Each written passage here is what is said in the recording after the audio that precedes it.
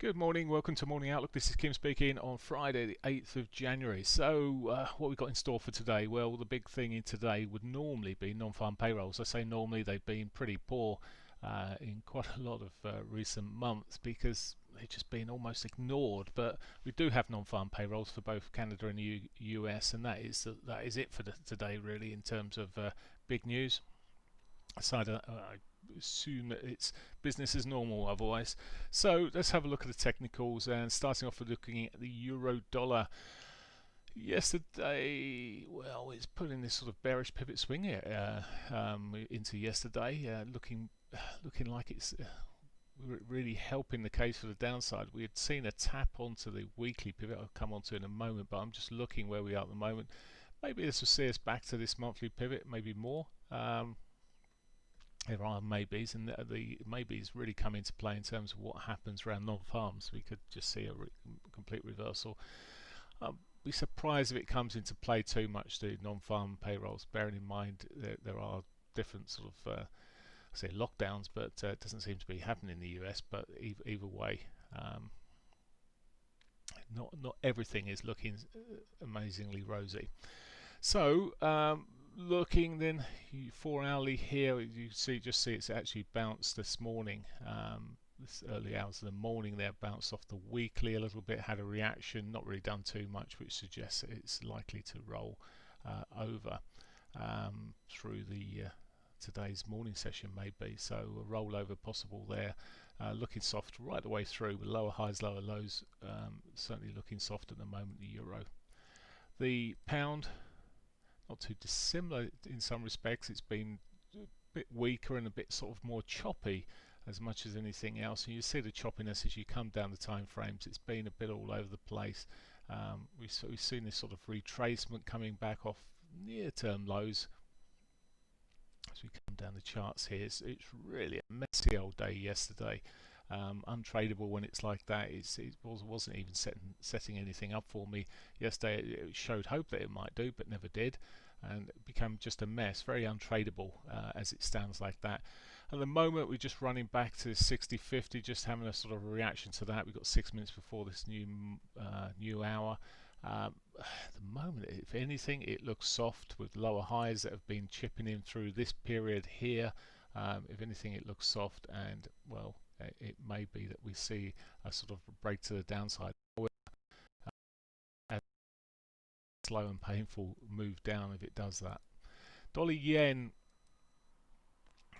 Yen continued this sort of softening approach again. Pivot swing sitting in there on the daily basis. Run into the 50 MA on the dailies. Now we'll see if we get any real reaction. We sort of had an air kiss of it yesterday. Reactions, seen these before, not really having too much. Yeah, prices just then back to way near it. This time, well, it's gone up and touched it first time for quite a while. But you come down the time frames, it really just looks like it's potentially got more upside with higher lows through on this 4 hourly basis that we spotted. I think yesterday that was through, and it just continued for most of yesterday. Now here, all we got at the moment is consolidation around this high, which looks like, well, we may just see a continuation of that push up there. So looking at the moment to me like further weakness for the yen, strength for the US dollar coming through here at this stage. Aussie dollar. The Aussie dollar, well, it's been doing better than many. It's hanging in there really. It's pushed up a bit this morning, but even here, I said yesterday it put a lower high, and that was confirmed through on that breakdown. And it's all these markets at the moment just teetering on a sort of maybe a bigger rollover, possibly.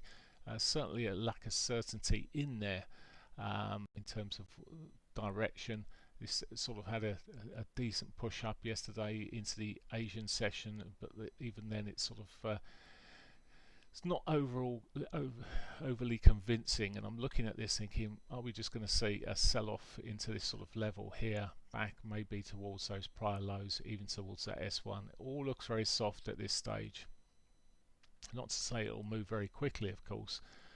Canadian dollar, another one that's, well, again, it's a bit more like the Aussie. It's been holding a little bit stronger. maybe more consolidation.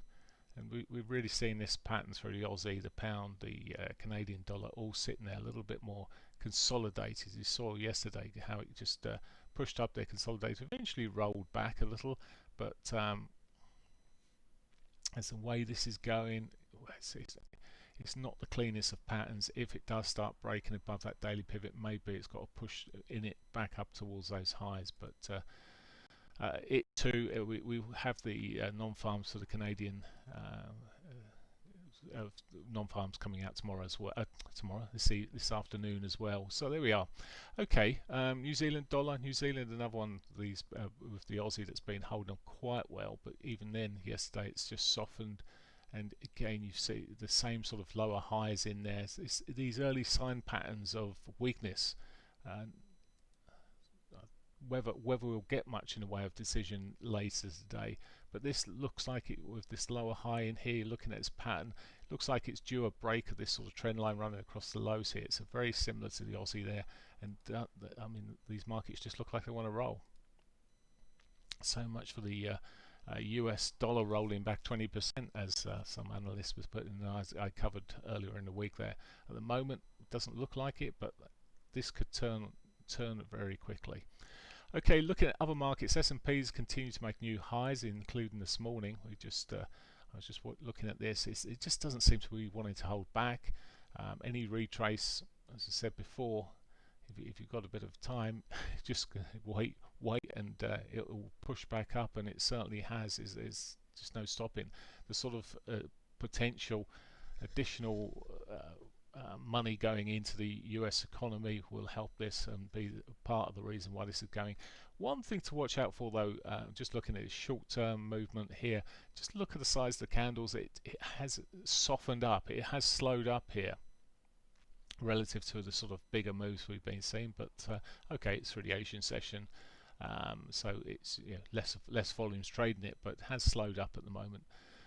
But it was doing that even through quite a bit of the earlier sessions yesterday. And it's only the sort of moving in proper to the US session. It got a bit of a jump on, but either way, it's pushing up there.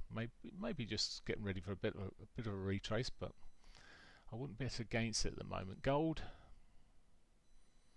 If you're looking at gold got a hit earlier this week, and it's not really managed to recover too well from it at the moment. If anything, at the moment it's looking soft, and this is all going with this sort of stronger dollar influence that we're seeing at the moment. So a break of these lows just would suggest that we may get a move back down towards its monthly pivot.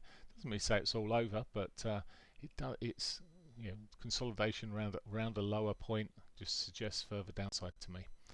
Right, that's the way it normally goes. That's pretty much it for me. A quick look at oil.